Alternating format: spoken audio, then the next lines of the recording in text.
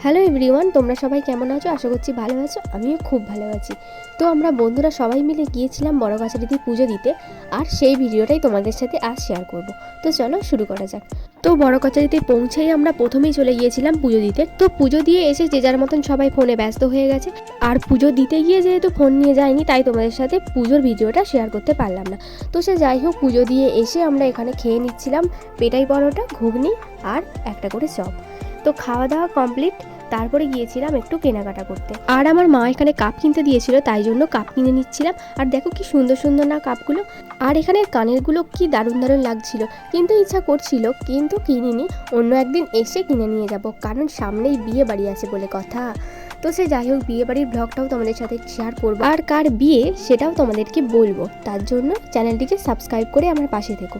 তো চলো বন্ধুরা, আজকের ভিডিওটা এইটুকুই। দেখা হচ্ছে অন্য কোনো ব্লগে। তো বন্ধুরা, ভিডিওটা ভালো লাগলে লাইক করে দিও আর সাবস্ক্রাইব করে পাশে থেকো। টাটা সবাইকে, ভালো থেকো সবাই, সুস্থ থেকো।